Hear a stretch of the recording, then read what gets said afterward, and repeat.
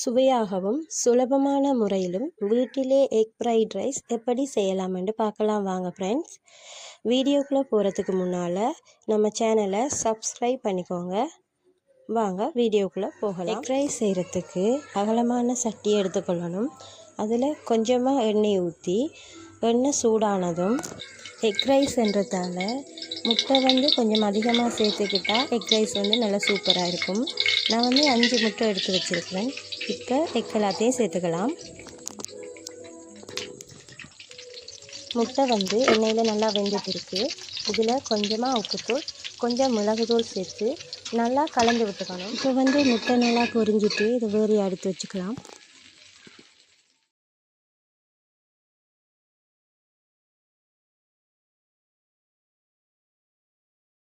இப்போது அதே சட்டியில் கொஞ்சமாக எண்ணெய் விட்டு எண்ணெய் சூடானதும் நறுக்கி வச்சிருக்கிற இஞ்சி, வெள்ளைப்பூடு, பச்சை மிளகாய், வெங்காயம் மற்றும் கருவேப்பிலை சேர்த்து நல்லா பொரிய விடணும்.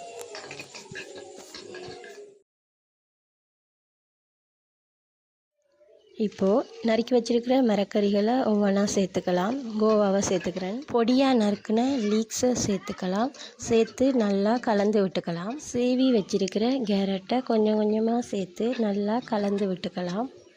காய்கறிகள் எல்லாம் சேர்த்து நல்லா கலந்து விட்டாச்சு. இனி கொஞ்சமாக உப்புத்தூள், கொஞ்சம் மிளகுத்தூள் மற்றும் சுவைக்காக கொஞ்சோண்டு மெஹி சூத்தூள் நான் சேர்த்துருக்கிறேன்.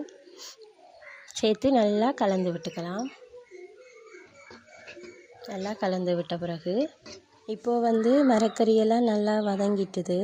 இதில் நாம் பொரித்து எடுத்து வச்சுருக்கிற முட்டையை கொஞ்சம் கொஞ்சமாக சேர்த்துக்கலாம். இப்போ ஆற வச்சு எடுத்து வச்சுருக்கிற ரைஸை கொஞ்சம் கொஞ்சமாக சேர்த்துக்கலாம். இப்போது எல்லாவற்றையும் சேர்த்து எல்லாம் நல்லா மிக்ஸ் ஆகிற மாதிரி நல்லா கலந்து விட்டுக்கலாம். இப்போது சுட சுட ஆவி பறக்கிற எக் ஃப்ரைட் ரைஸ் தயார். கண்டிப்பாக இந்த முறையில் ஒரு முறை ட்ரை பண்ணி பாருங்கள். இந்த வீடியோ உங்களுக்கு பிடிச்சிருந்தா லைக் பண்ணுங்கள், கமெண்ட் பண்ணுங்கள். நம்ம சேனலை சப்ஸ்கிரைப் பண்ணலைண்டா சப்ஸ்கிரைப் பண்ணுங்கள். தேங்க்யூ, பாய்.